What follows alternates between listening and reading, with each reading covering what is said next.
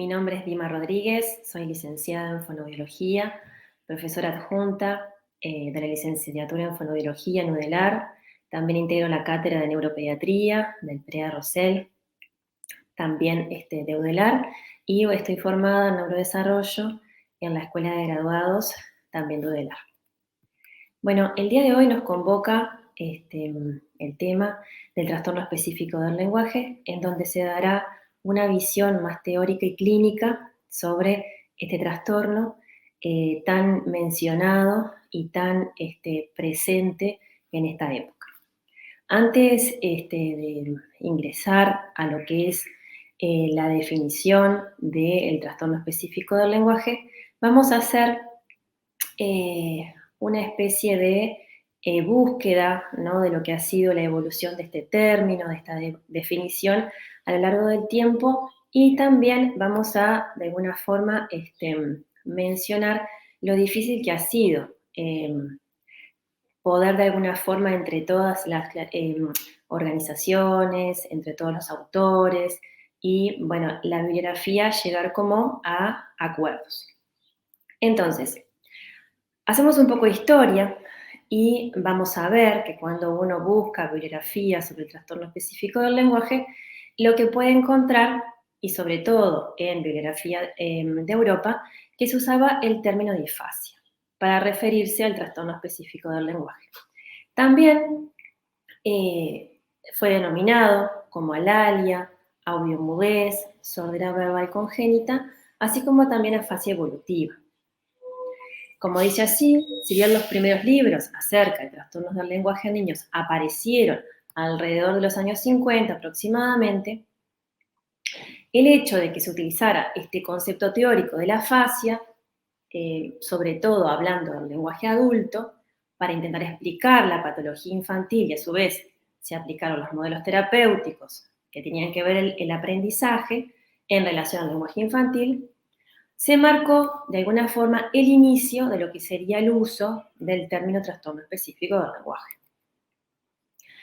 Por el año 1980 surge una definición de la Haya, como ustedes ven allí, es una asociación americana, ¿no?, que tiene que ver con la adquisición y el habla del lenguaje, en donde nos proporciona una definición como más ajustada al término.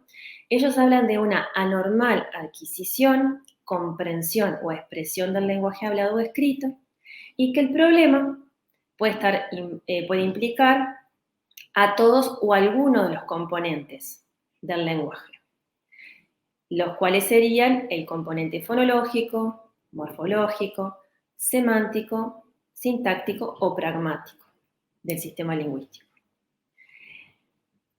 Además de estas dificultades en el lenguaje, ellos mencionan que también habría ciertas inhabilidades en lo que tiene que ver con la abstracción de la información significativa para el almacenamiento y la recuperación por la memoria a corto o largo plazo, que eso lo vamos a ver un poquito más adelante.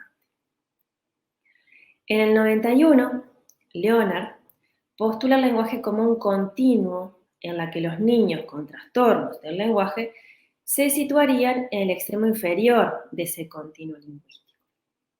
Entonces él menciona de alguna forma que estamos ante una limitación significativa del lenguaje que no era explicada ni por pérdida auditiva, ni por daño cerebral, ni por discapacidad intelectual, ni déficit motor, ni por factores socioambientales y o alteraciones del desarrollo afectivo, que después también más adelante vamos a poder profundizar en estos aspectos. Hasta que llegamos al año 2017, en donde se conforma un consorcio que se llama el Consorcio Catalyse, donde estarían Dorothy Bishop y otros integrantes, y se empieza a hablar de alguna forma de cambiar este término de trastorno específico del lenguaje a trastorno específico del desarrollo del lenguaje. Entonces, a lo largo de lo que ha sido también el tiempo y a medida que uno va consultando la bibliografía, empiezan a surgir dudas en esto, pero ¿qué es lo que causa el trastorno específico del lenguaje, ¿no? ¿Cuál sería como la etiología? Bueno, entonces, como les decía, la bibliografía empieza en realidad a relacionar como múltiples factores que estarían en juego, ¿no? Uno tiene que ver con el afecto y la estimulación de los referentes de cuidado del niño, en donde de alguna forma se refiere que si estamos ante un ambiente hipoestimulante, esa adquisición del lenguaje, que es esa capacidad innata con la que el niño nace, no estaría demasiado desarrollada.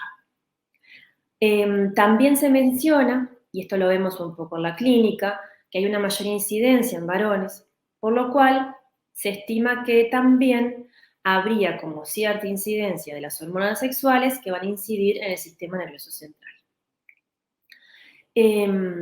También surge cierta información de que es más frecuente en gemelos.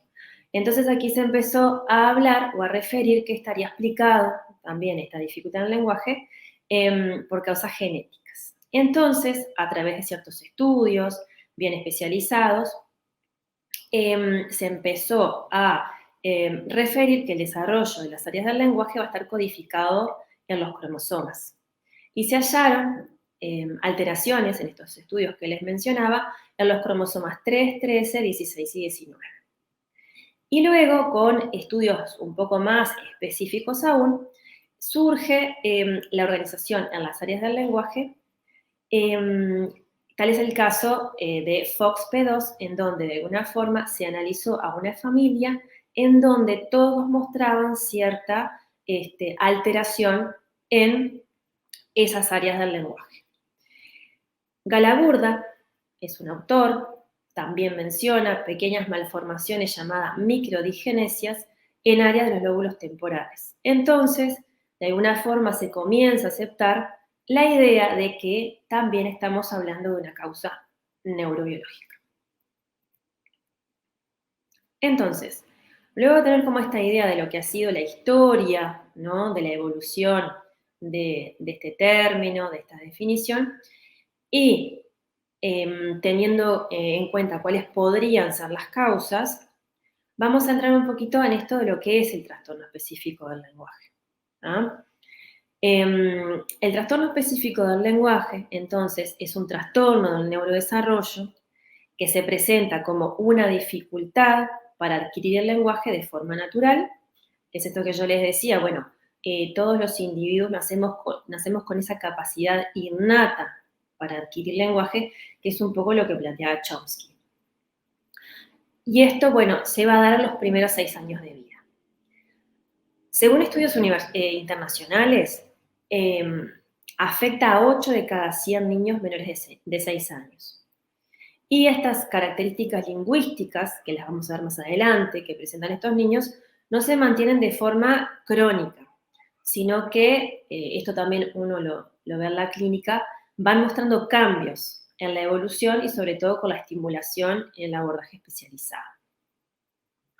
También, según estadísticas internacionales, el 50% de estos niños que llegan a los 6 años revierten el cuadro.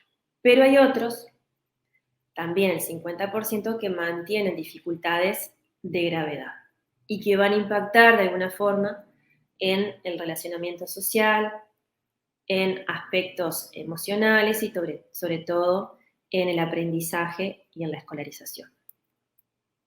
Entonces, sabiendo también qué es el trastorno específico del lenguaje, vamos a indagar un poquito más cómo se realiza el diagnóstico. Que esto no ha sido nada sencillo. Como les decía, han habido varios consensos, hay varias clasificaciones internacionales, como dice allí, y también han habido varias posturas en relación a indicadores evolutivos que nos van a dar como una pauta de cómo, de alguna forma, vamos aproximándonos poco a poco al diagnóstico. Y sobre todo, en qué momento del desarrollo lo podemos hacer. Entonces, como les decía, vamos a hablar de indicadores que son más evolutivos, vamos a tener en cuenta clasificaciones internacionales y vamos a ver consensos. Entonces, En relación a lo que son los indicadores evolutivos, si uno piensa a un niño o a una niña desde que nace, sabemos que ni bien ese niño o niña toma contacto, ¿no?, con el entorno, que al inicio son sus cuidadores más allegados, mamá, papá, lo primero que de alguna forma va a surgir son aquellos precursores de la comunicación, que les decimos desde el área de la fonoaudiología y de otras áreas también, que tienen que ver con ese contacto visual sostenido, la sonrisa social en respuesta a la sonrisa del adulto, la imitación verbal y gestual, los señalamientos y además,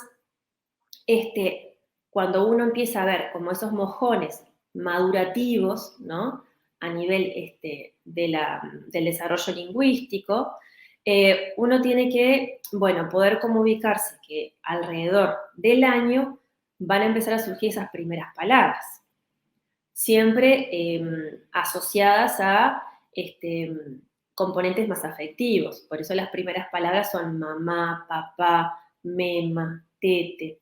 Y también, si bien están asociadas como a ese componente afectivo, también tienen como esta economía articulatoria en donde nosotros vemos esa secuencia de consonante vocal, consonante vocal. Y luego, entre lo que tiene que ver con los 18 meses y 2 años, vamos a esperar que esas palabras vayan en aumento, que se entiendan cada vez más y sobre todo por aquellos referentes de cuidado más próximos al niño. Y llegamos a los 2 años, en donde es un mojón muy importante, en donde esperamos que el niño haya adquirido por lo menos 50 palabras que sean inteligibles y enunciados de 2 palabras. Que esto, bueno, se estableció, como les decía, a nivel de diferentes consensos y personas como idóneas en el área, como un mojón importante, como les decía, en donde, desde donde tenemos que hacer como este análisis, bueno, y desde allí ver desde dónde estamos parados. Porque si esto no sucede, ¿no?, si el niño no ha alcanzado estos hitos a nivel del lenguaje expresivo, estaríamos ante la presencia de un inicio tardío del lenguaje. Entonces, como ustedes sabrán, em, ha aumentado, ¿no?, la consulta pediátrica, bueno, porque bueno, esto lo refieren también un poco los pediatras y los neuropediatras, de aquel niño que demora en hablar. Entonces, a nivel mundial se ha despertado un gran interés y también, bueno, se han despertado como grandes preguntas en relación al por qué algunos niños presentan de primera infancia dificultades en la adquisición del lenguaje. Entonces, la bibliografía refiere que entre el 7,4% y el 14% de los niños en edad preescolar van a presentar un inicio tardío en la adquisición del lenguaje. Que un porcentaje de ese porcentaje que ya les mencioné se va de alguna forma a explicar por una inmadurez, ¿no?, en la pronunciación, o podría ser un retraso simple que se dé espontáneamente o por un breve tiempo con intervención. Pero hay un porcentaje, y como les decía también anteriormente, ¿no?, en este caso el 4% alcanza la edad escolar con una dificultad en el lenguaje.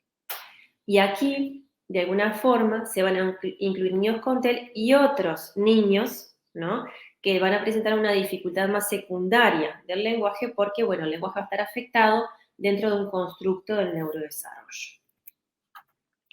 Entonces, Gerardo Aguado, es, bueno, un profesional español, menciona, como les decía, que el inicio tardío se define como la posesión de un vocabulario menor de 50 palabras inteligibles o la ausencia de emisiones de 2 palabras a los 2 años. Ese es como el concepto bien claro de lo que es el inicio tardío, ¿no?, de la adquisición del lenguaje.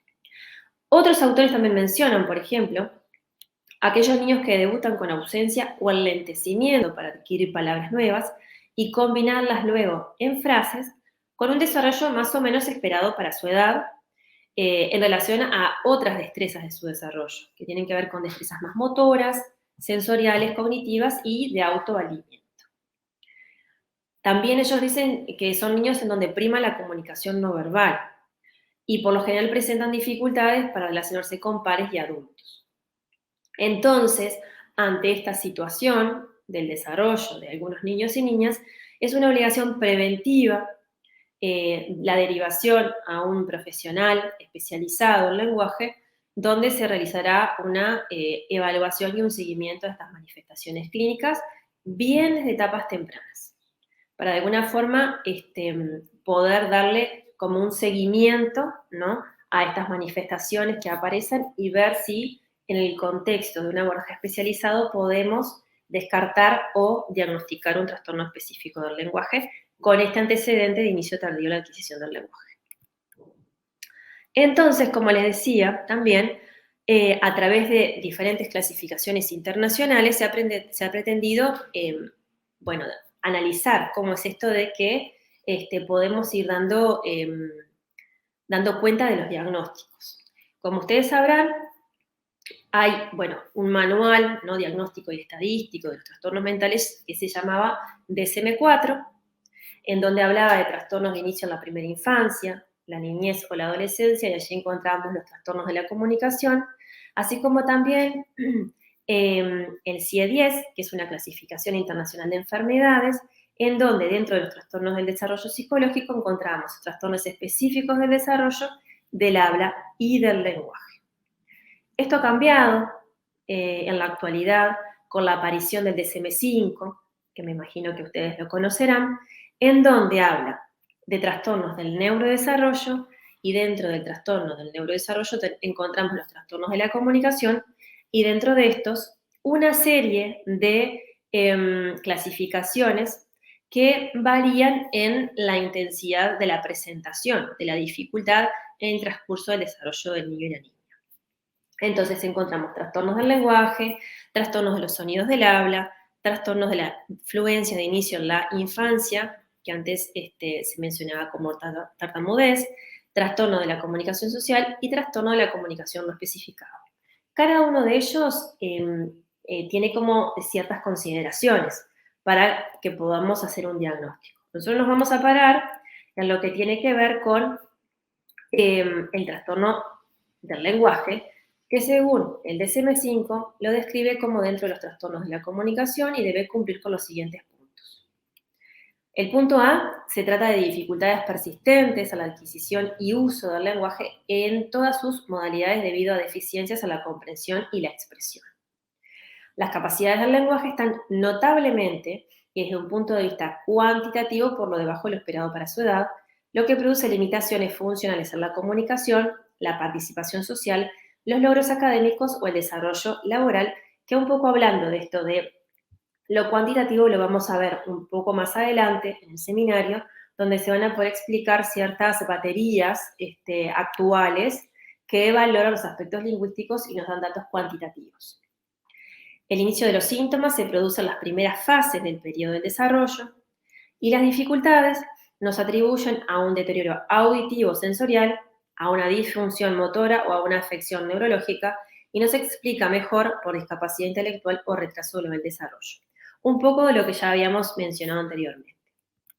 Y creo que lo más interesante de esto, porque si bien es una clasificación internacional que de alguna forma debemos de conocerla, porque bueno, es un consenso y los profesionales que atienden a estos niños y niñas con estas dificultades deben de conocerlo porque, bueno, allí se plasma todo un contenido teórico que deberíamos de conocer, ¿no?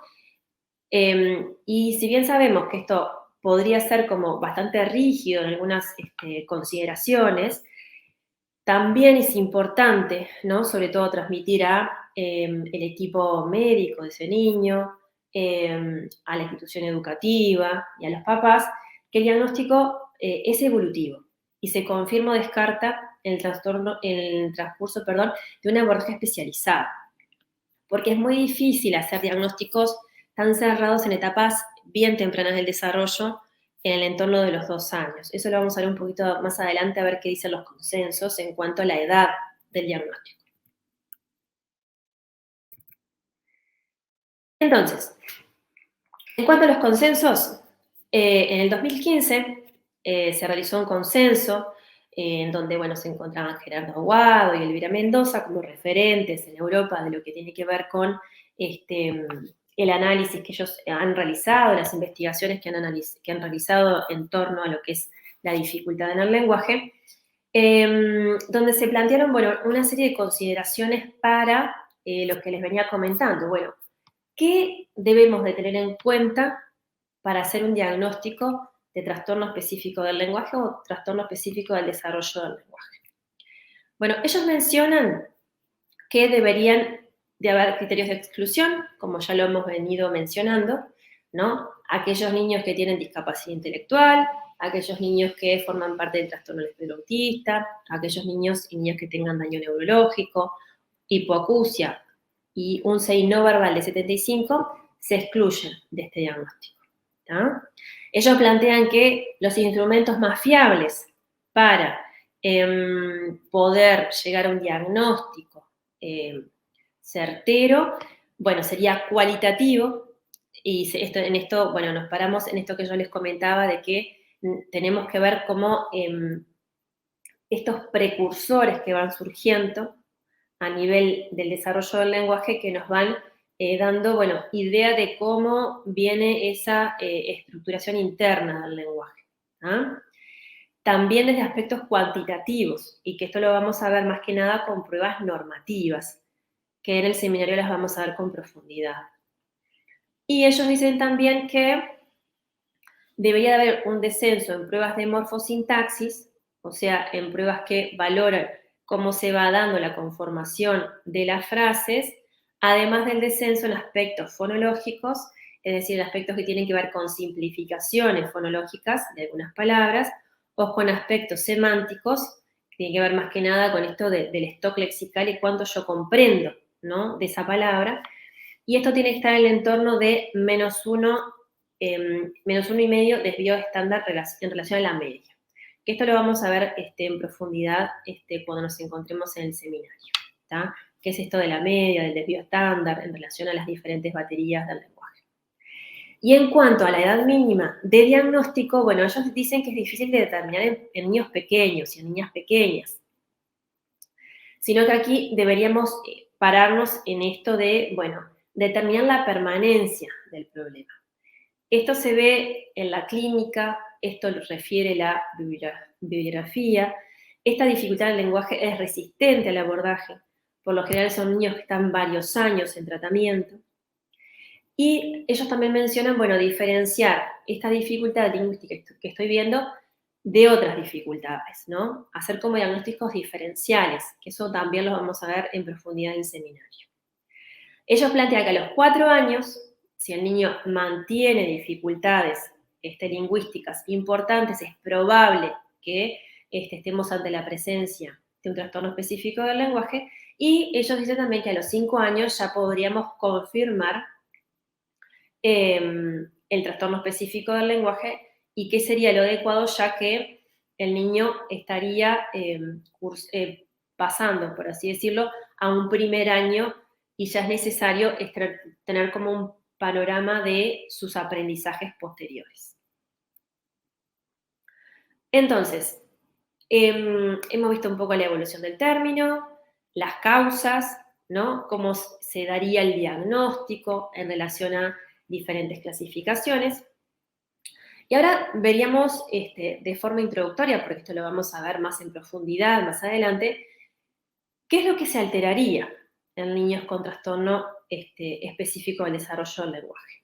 Bueno, los autores mencionan que habrían alteraciones primarias y alteraciones secundarias. Dentro de lo que son las alteraciones primarias, vamos a ver en algunos niños una dificultad en la comprensión del lenguaje, que esto se mide a través de baterías estandarizadas, como les decía, pero también a través de lo que es la entrevista clínica, a través de lo que es la consulta clínica.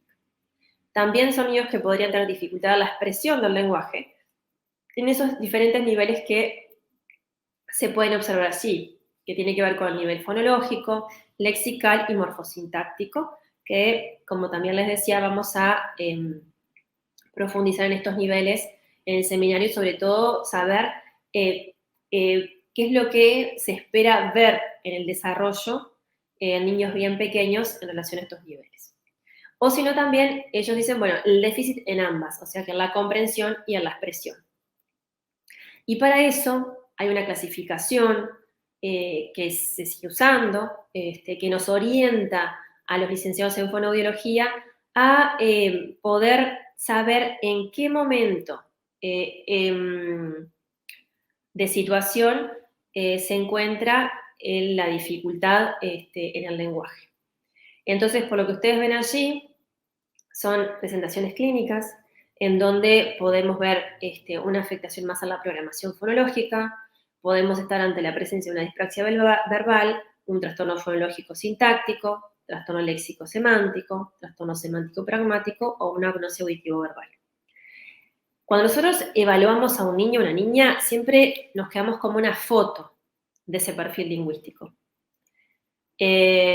Como una primera imagen inicial de lo que es ese perfil lingüístico, que no quiere decir que ese perfil lingüístico se mantenga, sino que va a ir cambiando en el tiempo. Entonces, quizás, por ejemplo, en un momento yo puedo valorar a un niño o una niña y planteo, bueno, considero que en este momento estamos ante un trastorno fonológico sintáctico, pero eso con la estimulación puede ir variando, y en otro momento podemos estar solamente ante una programación más fonológica. Entonces tenemos como diferentes afectaciones, tanto del plano comprensivo y expresivo y después más bien expresivo. De eso también vamos a hablar un poco más en el seminario. Y después, como les decía, también se ven alteraciones secundarias, ¿no? Porque también algunos autores, bueno, se preguntan, bueno, pero ¿qué tan específico es el trastorno específico del lenguaje? O sea, ¿qué tan específica es la dificultad? ¿Es solamente el lenguaje o hay otras áreas cognitivas más afectadas? Bueno, lo que se ha visto, y sobre todo se ha visto también, se ve en la clínica, es que dentro de esas alteraciones secundarias podríamos ver un déficit en la atención, un déficit en la conducta, problemas en el desempeño social, problemas en el desarrollo de la lectoescritura y problemas en el desarrollo intelectual a largo plazo. ¿Tá? Todos aspectos que profundizaremos más adelante. Entonces, ¿cuáles podrían ser las claves para la intervención? Porque en estos casos estamos hablando, bueno, de una intervención temprana para, de alguna forma, prevenir futuros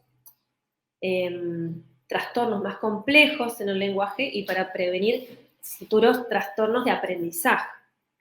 Entonces, lo que consideran los diferentes autores consultados es que lo ideal sería una consulta temprana con un especialista, o sea, un licenciado en fonoaudiología, que los padres estén instruidos en el mejor modelo de comunicación necesario, porque bueno, acá es necesario estar como bien cerquita de los papás para poder de alguna forma guiarlos en cómo de alguna forma presentar, ¿no?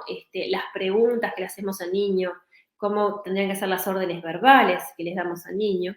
¿Tá? También, bueno, qué herramientas terapéuticas vamos a usar para la estimulación.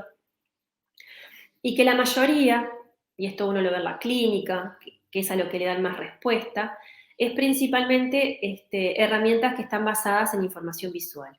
¿Tá? Que tengan una alta carga de contenido que va a favorecer la comprensión lingüística. Que se usen una variabilidad de gestos fonológicos, que a ese niño le representen algo. El uso de pictogramas, sin duda, la alfabetización temprana y otros autores también mencionan la comunicación bimodal.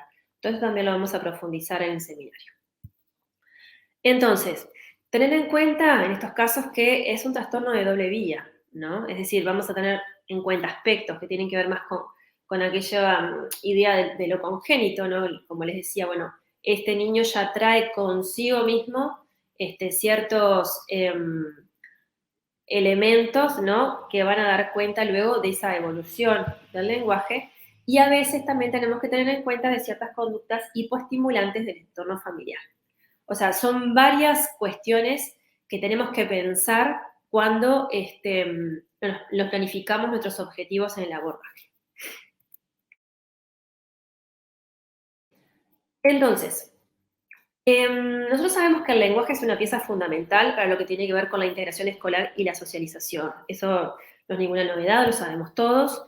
Y sabemos también que los niños, en algún momento de su vida, y sobre todo entre los 5 o 6 años, comienzan con procesos de alfabetización. ¿Tá? Entonces, como a veces encontramos que hay niños que presentan limitaciones en el lenguaje oral, también sabemos que podrían presentar limitaciones en el lenguaje escrito.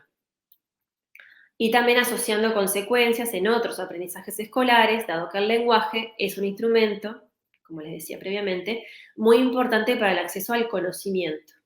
¿Tá?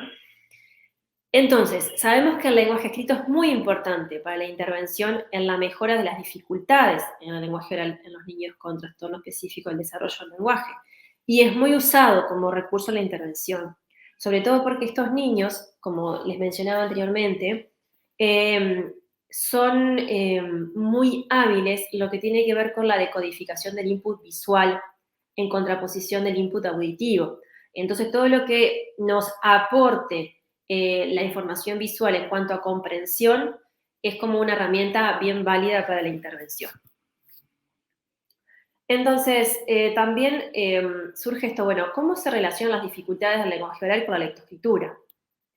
Bueno, esto ustedes sabrán que a medida que el niño se va exponiendo al entorno, va percibiendo sonidos, ¿tá? Y que no es una tarea sencilla esto de poder discriminar esto que escucho, porque de alguna forma eso me tiene que significar algo, ¿no? No es lo mismo que el niño decodifique la palabra pata que la palabra pala. Hay un sonido que diferencia una palabra de otra y son significados bien diferentes, ¿no? O por ejemplo en el caso de la palabra sapo y la palabra estrella. Allí las tiene como una discriminación auditiva como más intensa la palabra sapo que en estrella, porque ahí ese sonido está como un poquito más aspirado. Entonces, para los niños es como complejo esto al inicio de poder como percibir los sonidos, discriminarlos y darle un significado. Entonces, lo que se espera, como les decía, que a lo largo de la adquisición del lenguaje, el desarrollo, los niños logran identificar las características de los sonidos en forma individual, los agrupan, los categorizan y los almacenan en la memoria, ¿tá? En la memoria auditiva. Este procesamiento se denomina procesamiento fonológico. Y es justamente esta capacidad que podría estar limitada de grado variable en los niños con trastorno específico del desarrollo del lenguaje. Entonces, para el desarrollo de la lectoescritura también necesitamos este procesamiento fonológico, ¿no? Ese grafema, ese elemento gráfico que uno dibuja, tiene un sonido. Algunos estudios entonces mencionan que a mayor complejidad de las dimensiones del lenguaje, menores van a ser sus posibilidades y mayor va a ser el impacto en la adquisición de la lectoescritura. Y esto es de lo que de alguna forma se ve en la clínica, ¿no? Y en estas cuestiones uno tiene que poderle anticipar a los papás, y como yo siempre digo, abrir un poco el abanico, de cuando tenemos una dificultad importante en el lenguaje, podríamos, o sea, el niño podría presentar dificultades luego en el proceso de adquisición de la lectura y escritura. Entonces, ¿cómo los podemos ayudar a estos niños, no? Desde lo que es el consultorio, con el licenciado en fonoaudiología, desde lo que es la institución educativa, o de, bueno, actividades que podamos proponer para hacer en casa. Se ha visto que la intervención combinada entre el lenguaje oral y el lenguaje escrito da buenos resultados, sobre todo porque de alguna forma vamos a favorecer actividades que promuevan la conciencia fonológica. Es esto que yo les decía, bueno, esto que estoy escuchando, ¿qué implicancia tiene a nivel de lo que es el significado de esa palabra, ¿no? En esto que les decía, bueno, pata, pala. Hay un rasgo que distingue, un rasgo sonoro que distingue una palabra de la otra y significan dos cosas diferentes. O sea, la imagen mental que me hago de cada palabra es diferente. También entrenar el conocimiento de las letras a partir no solo del nombre, sino del sonido de la grafía, ¿no? Al inicio es esto que uno pueda, bueno, hacer referencia como apoyo también más visual, ¿no? De cómo sería, por ejemplo, A, B, ¿no? y mostrar de esa forma, como les decía anteriormente, con gestualidad más fonológica, para que el niño logre discriminar mejor aún con input visual e input auditivo. También ejercitar el desarrollo de vocabulario y las relaciones con las palabras, entrenar la comprensión oral a partir de relatos breves que involucren preguntas literales e inferenciales. Estos niños y niñas tienen como varias dificultades en lo que es la comprensión de textos, cuando uno les puede ofrecer un texto para que lo escuchen. Ellos, de alguna forma, cuando son oraciones más largas, no logran como identificar como todos los elementos de esas oraciones, por eso no logran como decodificar toda la frase que uno les puede brindar, entonces siempre está bueno apoyarse con material visual. Trabajar con lenguaje figurativo en todas sus versiones, estimular el desarrollo de la narración y la estructuración del relato, esto es fundamental, porque a veces, bueno, tenemos muchas dificultades en la conjugación verbal y que los elementos de la frase estén como en un orden correcto. Favorecer la construcción de estrategias que puedan ayudar al niño a aprovechar toda su energía cognitiva a otros aprendizajes. Entonces, como para resumir, una intervención temprana ayudará a evitar mayores consecuencias en el aprendizaje. Todos estos puntos serán referidos con más profundidad en el seminario y sobre todo serán de alguna forma analizados a través de casos clínicos que me parece que podrían como dar más riqueza a la interacción y al aprendizaje. Bueno, muchas gracias. Espero que anden bien todos y todas.